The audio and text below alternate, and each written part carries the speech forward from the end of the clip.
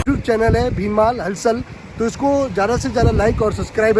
विकास के मॉडल से लगा करके कानून व्यवस्था तक को गुजरात को मॉडल बता रही है बीजेपी। तो यहाँ पर क्या हो रहा है देखिए। इसमें प्रथम दृष्टि ये घटना लग रही है सोरी की, वह ये घटना है गुजरात के बनासकांठा जिले के लखनी तहसील के जसरा गांव की, जो एक चौधरी परिवार के साथ घटना हुई है। जो कह सकते हैं किसान परिवार था, उसके साथ ये घटना हुई है और ये उसी के खेत में बने हुए मकान में घटना घटित हुई है, जो बड़ी ही लोमहर्षक घटना है, जिसमें शोर लगता है कि चोरी की नीयत से ये घटना को अंजाम दिया गया। प्रथम दृष्टि यही दिखाई दे रहा है, जैसा कि आप इस तस्वीर में देख सकते हैं। ये खुद ही इनके पुत्र हैं, वो इंस्पेक्टर हैं पुलिस में, और इन्हीं के घर पे ये घटना कारित हुई है, जिसमें पूरे ग्रामीण क्षेत्र इकट्ठे हुए हैं और इस घटना पर गहरा रोष है व जन आक्रोश भी कह सकते हैं कि ये घटना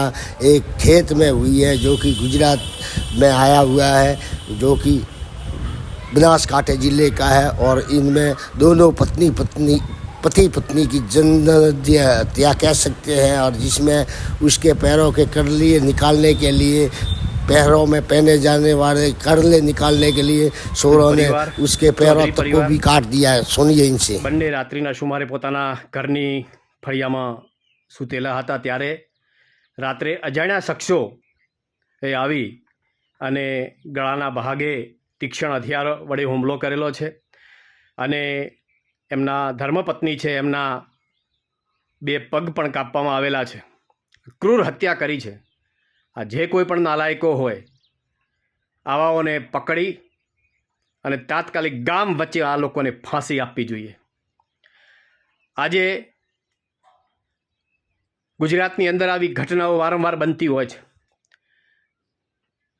ત્યારે ખૂબ જ દુઃખ સાથે કહેવું પડે છે કે આવા તત્વોને જાહેરમાં ફાંસી આપવી જોઈએ। અત્યારે બનાસકાંઠાના એસપી અક્ષયરાય મકવાણા સાથે પોલીસ કાફલા સાથે ત્યાં ઘટનાની તપાસ ચાલી રહી છે, પરંતુ દુઃખદ ઘટના છે। શબ્દો કહી શકાતા નથી એવી ઘટના છે, અને હું તો માંગ કરું છું કે આવા તત્વોને તાત્કાલિક પકડીને જાહેરમાં ફાંસી અપાશે, ત્યારે જ એમની આત્માને શાંતિ મળશે। ભગવાનને પ્રાર્થના કરું છું કે જેઓની ક્રૂર હત્યા થઈ છે એ આત્માઓને ભગવાન શાંતિ આપે અને પરિવારજનોને આ આઘાત સહન કરવાની શક્તિ આપે તેવી પ્રાર્થના કરું છું। અને ફરીથી ગુજરાત સરકારને વિનંતી કરું છું કે તાત્કાલિક જે કોઈ પણ શખ્સો આની અંદર સામેલ હોય, લૂંટનો ઈરાદો હોય કે કોઈ પણ બીજો ઈરાદો હોય, તથ્ય બહાર લાવી અને ગુનેગારોને પકડી અને કડકમાં કડક સજા થાય એવી માંગ પણ કરી રહ્યો છું। ફરીથી એમના આત્માને ભગવાન શાંતિ આપે તેવી પ્રાર્થના કરું છું। ઓમ શાંતિ। ज्ञात रहे ये मृतक दंपति है, जो कि इंस्पेक्टर जो कि मॉनिटरिंग सेल में काम करते हैं, उनके माता पिता है, न कोई आम ये खास कह सकते हैं इसको। અમારા આગથરા પોલીસ સ્ટેશનના વિસ્તારની અંદર આવેલું જસરા ગામ છે, જેનું એક આજે છે એનો સીમાડો છે। ખેતરની અંદર ઘર બનાવેલું છે અને આની અંદર વરદાજી મોતીજી પટેલ કે જે અમારા એક પોલીસ ઇન્સ્પેક્ટરના પિતાશ્રી પણ છે, તેમના માતાનું અને તેમના પિતાનું આ બંનેનું જે છે એ મર્ડર થયેલું છે। મર્ડરની અંદર જે પ્રાથમિક દ્રષ્ટિએ લાગે છે એ પ્રમાણે પગના જે કડલા પણ કાપીને લઈ ગયા છે અને કાનની બુટીઓ અને સાથે સાથે ઘરની તિજોરી તોડેલી છે।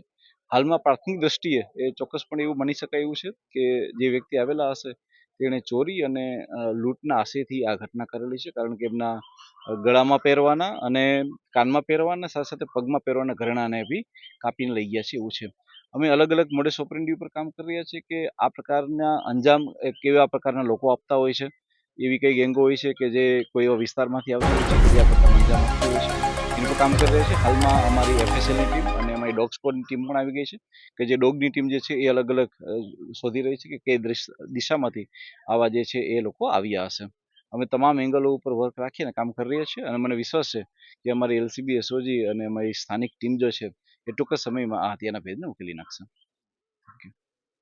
वैसे पुलिस हर दृष्टि से और हर दृष्टिकोण से जांच कर रही है, परंतु कुल मिला के देखा जाए तो प्रथम दृष्टिया ये मामला चोरी का व लूट का ही सामने आ रहा है, जिसमें